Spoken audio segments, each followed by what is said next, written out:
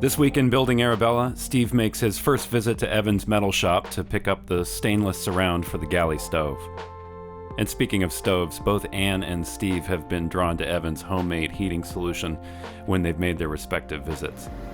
That is one cool homemade wood stove.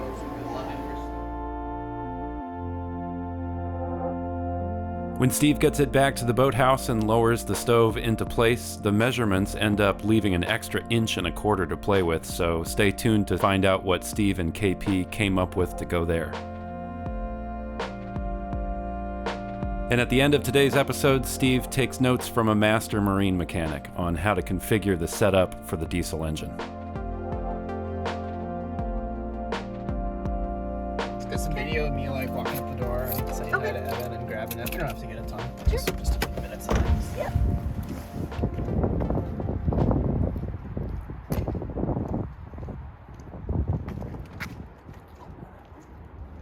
Said one of the doors was open. Just come on in. Ah, there we go. I thought it was unlocked. No worries, man. How you doing? Good to see you. Good to see you.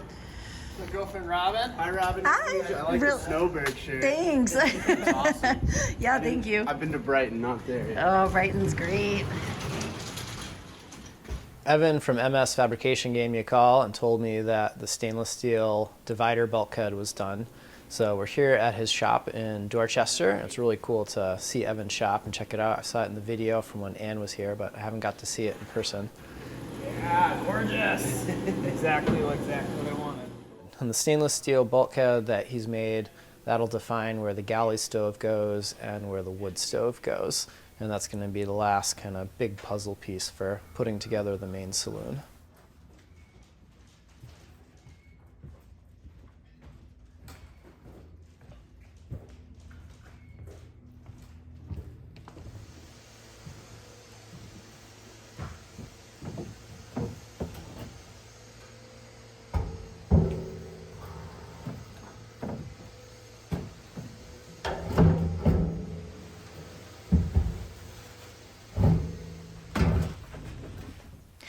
This stainless steel sheet here is mostly about easy cleaning. So I don't know about your stove at home, but mine has certainly had pancake batter dripped that has managed to find that crack and go down the side, or some spaghetti sauce that is splattered, or a pot that is boiled over. And I'd really like that to be something that we can wipe and clean really easily, and it's a spot that you're not going to have great access to. So if we were to put wood here and you were to have some pasta sauce spill, you can't just reach in there and clean it. It's too tight. And to take the stove out is going to be a little bit of a workout, as I'm sure we'll find out when we go to put it in.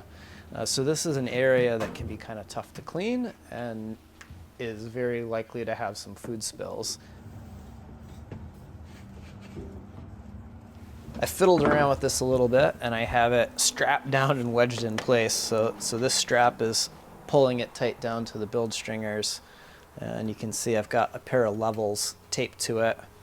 There's a wedge down in the bottom and a wedge in the back corner. And so that's keeping this bulkhead where it needs to be.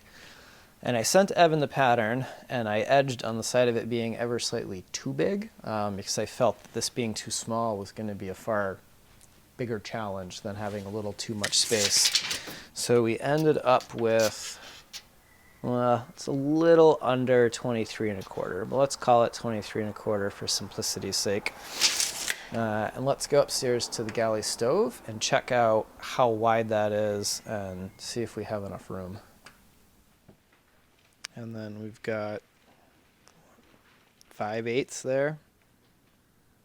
So according to the measurements we're getting here, it looks like the 22 inches is, they say it's the minimum, but it seems kind of pretty much ideal. So we have 1 1/4 that we need to make up in that bulkhead. And what they say in the directions is to put, where is it here? Is to put a pad behind it and mount the gimbal bracket on a pad that's mounted to the bulkhead or the cabinet, counter, or whatever. So that's one option that we could do, but I don't know, I wonder if there's a way that we can make better use of that space, because we're going to end up with a fairly wide gap on either side of the stove, which I don't think is going to look super great. And it's still not going to be wide enough to really comfortably get in there and clean. So let's go put our heads in the boat KP, and maybe with our powers combined, we can figure out something to do with it. Is this fixed? Yep. No, actually, yeah, right. Yeah, there we go. So if we Oh, it's attach, not. it's not, no. So if we attach these tabs to the bulkhead, and if we took where I have this going past to divide the cubby space, if we just cut that off, we could move the stainless steel on this side of the bracket, and we could chew up that 1.25 inch over here. So that stays. Yeah, This moves in without having to cut this. Yeah. Okay. And all we So gotta just do is trim cut that that. thin sheet, which we can do easy peasy. Yep. That's not a big deal. But then we Okay. have this gap. We have this 1.25 inch gap. What do we do with an 1.25 inch gap? Storage. Well, yeah, what are we gonna, ooh. So I've been wanting to put some sort of knife block in for putting knife storage, and I've seen them where they put in the big rare earth magnet set in epoxy, Yep. so that the knives drop in, but there's a rare earth magnet in there that locks them in. That might work out well. I could put the knives kind of in line next to the stove. That would work. I don't know what else is that thin. Like cookie sheets and stuff. Cookie sheets. Cookie sheets. That's a good idea. That's genius.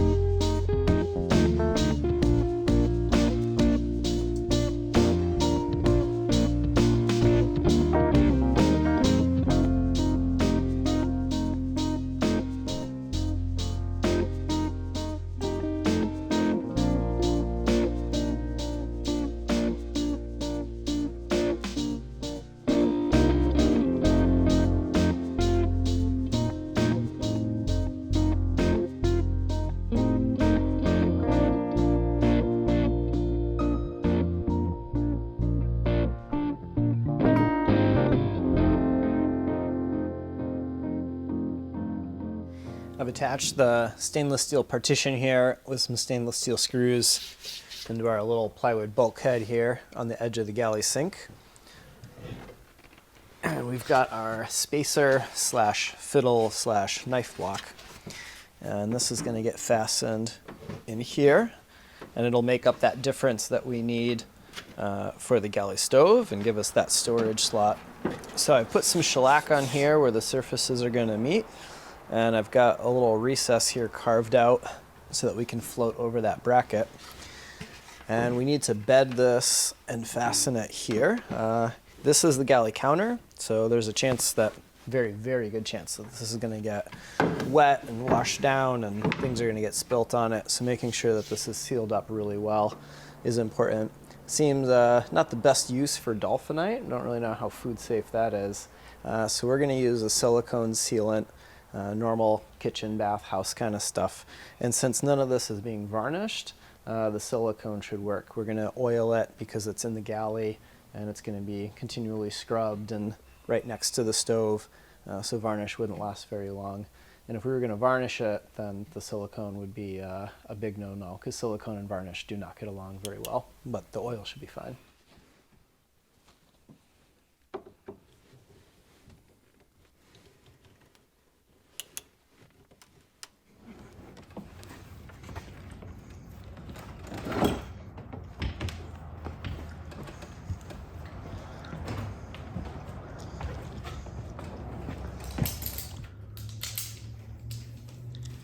I'm going to slowly put the weight on it. And the building sags and creaks a little bit. Yeah. Okay, we're good. All right, sweet. Hang in. You can let go. It's not going to go anywhere. That's like, that is new to me, so it's hard for me to trust that. You ready to receive a stove? I am.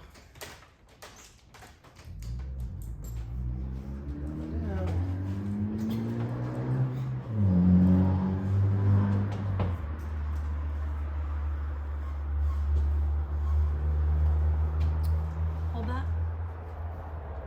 Okay. Lower away.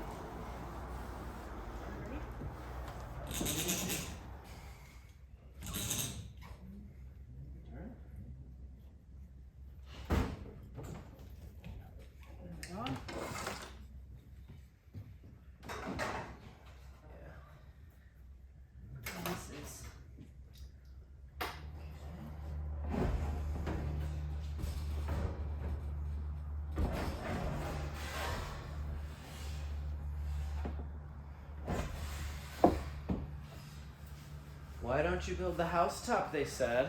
Seriously. Why don't you get the house closed up? I was just thinking, like, wow, why haven't I ever done this for? Oh yeah, because you can't.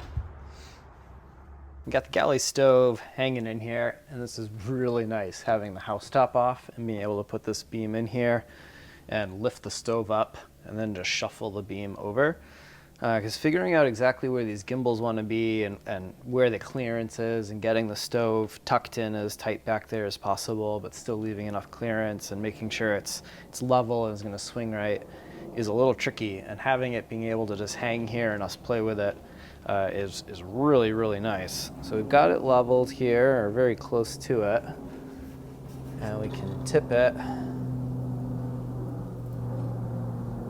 Getting an idea. So if you go back a little bit, we're hitting there, forward a little more, and now we're clearing it. So that means we want, let's see if I can get the marker in here, gimbal to be right in there. But if we get this cardboard out of here, I think I can mark it. A little more room. So this is the template that I sent Evan, or part of it. And you can see there's a square here that says reinforce on inside, and this is where the gimbal's going to go. So there's a skin on either side of this, and welded to this side is a plate. So by sliding this in there, you can see our hinge point has been rubbing just about exactly where I wanted it, just a little bit higher than what I speculated. So we'll be able to drill through and tap and hang it on that side. Can't get the Sharpie in there, Mark. So we've got a right angle pick here. I'll see if we can scratch that nice shiny stainless up a little bit.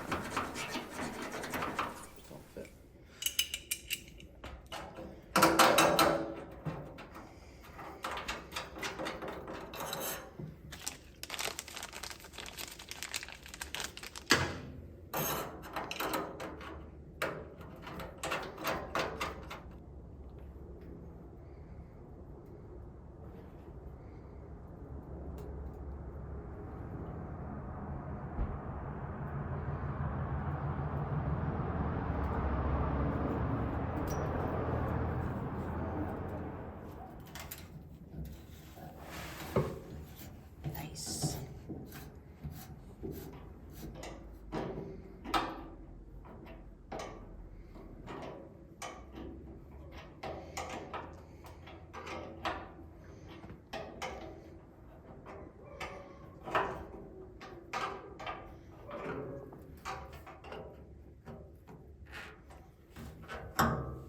Yes. Okay. And your level. That looks level. Okay. Okay. All right. I wish we had something to measure from. But those fronts aren't the same. The tops aren't the same. No, there's nothing there's nothing consistent to measure consistent. from. We have an idea of where we want it. Yep. Let's slide this on there, hoist this thing into place, and we'll be able to see if this lines up and seems good. Okay. And come down. Okay.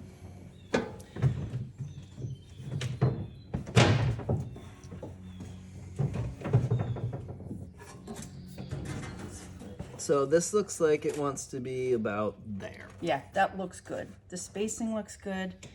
The thing we have going for us is the cabinetry isn't all in a line. So if we're out of alignment, you're not going to be able to tell. You're gonna tell mostly here, and this looks fine. So I think we're good.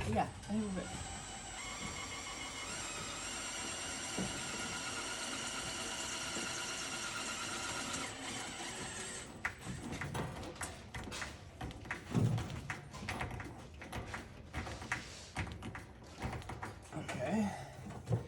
Now we gotta do the beam shuffle. Sounds like it dance.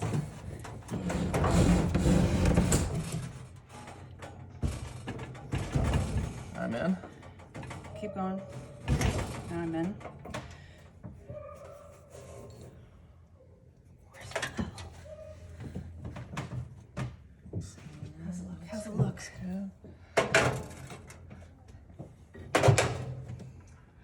Whoo! Perfect is good enough. That looks good. Yes. Should we vacuum it and make it look pretty? I think we should vacuum it, make it look pretty.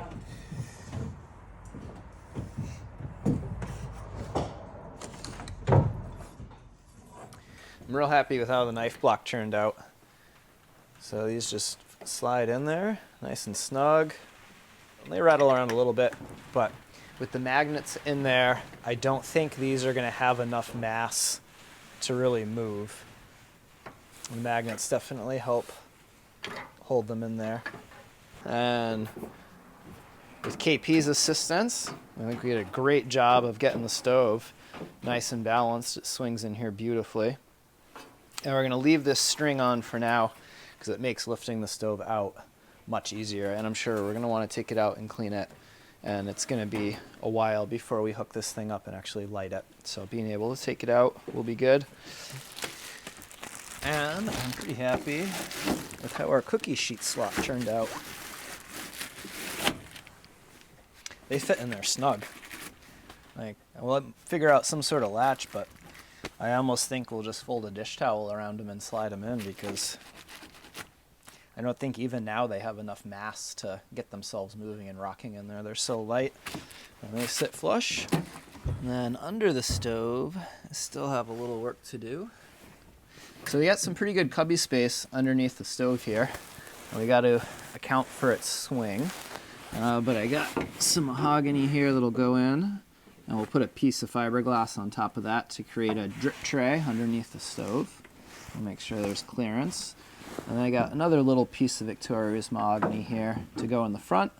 A little bit of fiberglass ceiling on the framing there, and that'll give us a really nice cubby underneath the stove. Not quite sure what we'll put there, but my guess would be frying pans will fit real nice.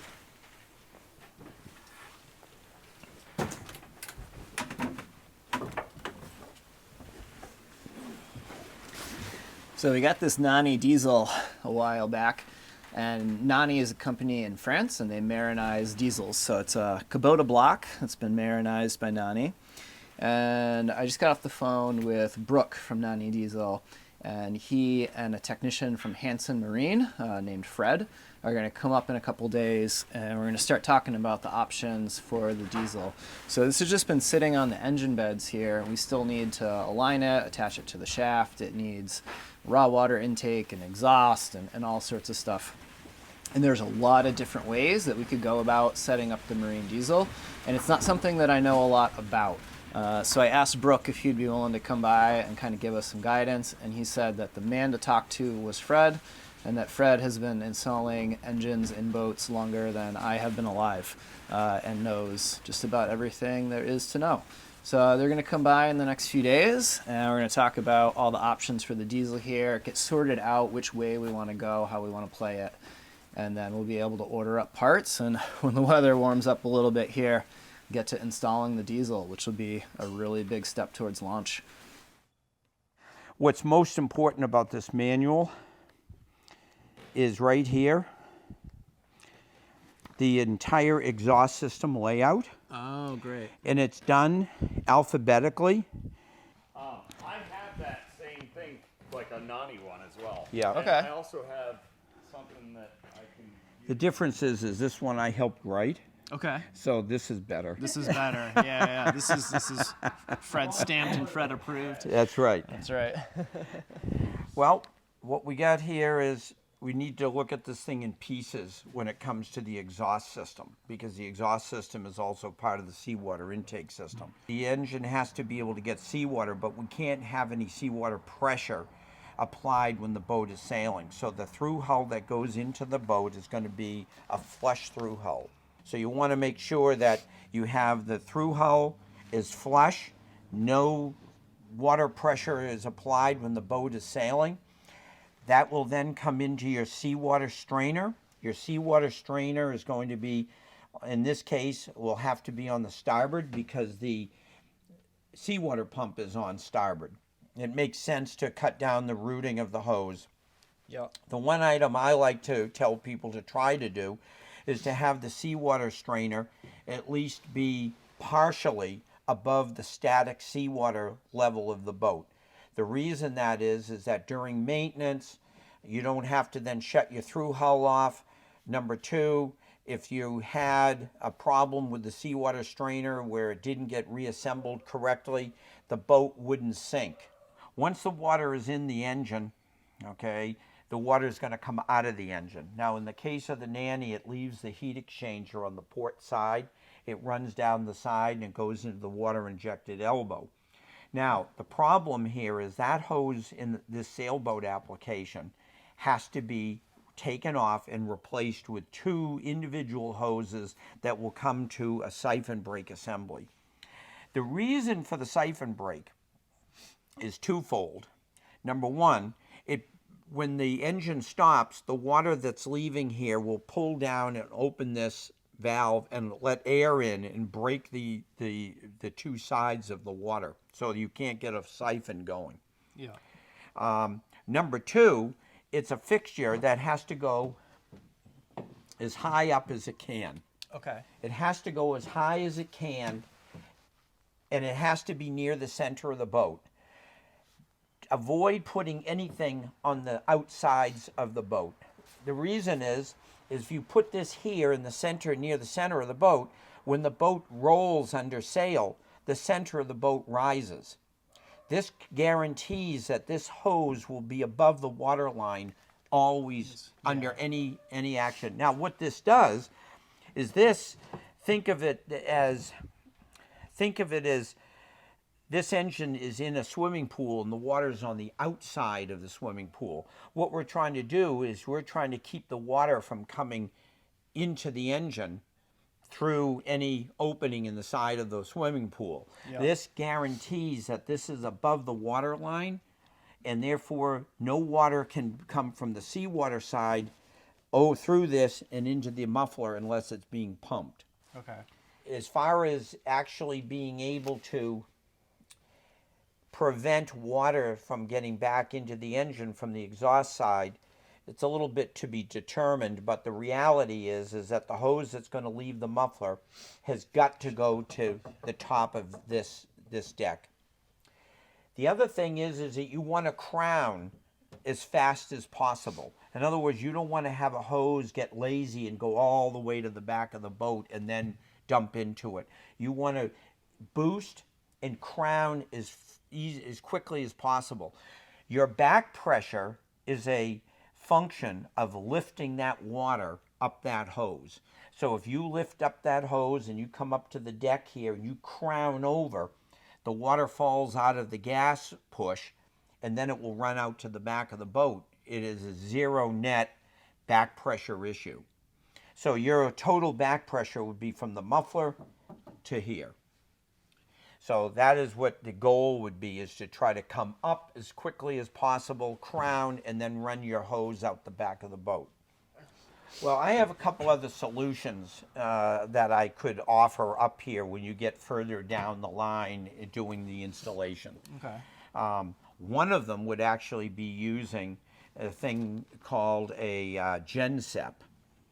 And the GenSep, okay, is a product which basically separates the water from the gas, leaving the gas to go out the back of the boat, and the water would wind up going down through the bottom of the boat. The advantage to that in a situation like this is that if in fact water were to come back up the exhaust, it would go into the gas sep and fall out and go through the bottom of the boat before it could get back into the engine at all. I look at this as more of a blue water boat, a boat Yes. that's going to be operating more in an environment that the average guy is not going to be in. So the better protections are more necessary, because if you needed to start this engine up and it was full of water, that wouldn't work. Yeah. No, totally. I'm with you. I think that's a better option than having a valve that you can Well, forget to yeah. open back up, and then Well, the engine just won't start, but, Yeah, you won't but start. what you're saying is true.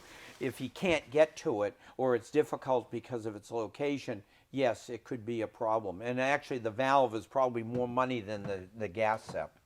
And then getting to the dipstick to check the oil is a little bit of a bugger. It's pretty far back there.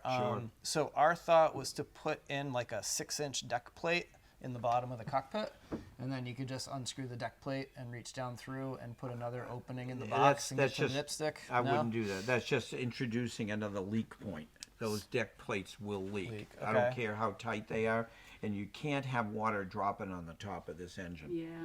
Yeah. You know, Because I mean, every time we start the diesel, I know we should check the oil level. So to be able to like climb over the fridge, open the engine box, pull out the dipstick. Yeah. Well, like let me. Even if I brought the dipstick forward for you, you're still going to have trouble if you box this thing in. But you'd be able to maybe cut a hole in the box to reach in or something like that. Dipstick forward, I didn't realize that would be an option. That would make a big difference. Oh, that's an option. Yeah, because Well, it's not an option. It's a Fred option. It's a Fred option. Hey, that's why we keep them around. Because if we move this stuff and we were to bring that here, Yeah. then yeah, you would just reach over the top of the fridge. I can make a little Yeah. separate Yeah. door in the box top that you could pull the dipstick. If the dipstick was about here, that would work fine. Yeah. Well, That really I got an wouldn't be engine a at the big deal to shop. get I can look at the engine at the shop and see how much of a project it would be to do that, but it may not be as much as you think. I might be able to pull that off for you. Cool. And we're still at a point where the engine's not bolted down, the cockpit is just a mock-up, and I still have my handy-dandy beam that we use to lower the diesel in here. Yeah. So if we do need to, reroute that and get to the bottom of the diesel or something, we're still at a good point where Sure. it's not going to take me more than an hour to pick this thing up and have it float in there or Yeah. up on deck or whatever. So anything like that would be fine before we get too far along. Yeah, moving that dipstick would be great. Fred, if nothing else from you coming, if all that happened was that we moved the dipstick, that was worth the visit. Absolutely. All right, well, I can look at that because I've made dipsticks over the years Perfect. for many different applications. That'd be the bee's knees. Okay, I'll get that done for you. Next week, KP gets started on the centerline blocking and makes Arabella that much closer to getting the decking installed. And then Steve moves to the right of the galley stove and gets the area for the shipmate stove set up. If you like today's video, help us out with a quick thumbs up, leave us a comment below, and it's always appreciated when they're a good mix of friendly and constructive, and encouraging never hurts too, so fire away. And if you're really looking to support the project, follow the links in the description below and visit our Patreon page. We've got something to give back to our wonderful supporters, from exclusive content to having your name in the credits. There's still a ways to go before Splash Day, and every bit of your contributions make a big difference in how we get there. Thanks everybody for joining us this week, and we'll see you again next Friday.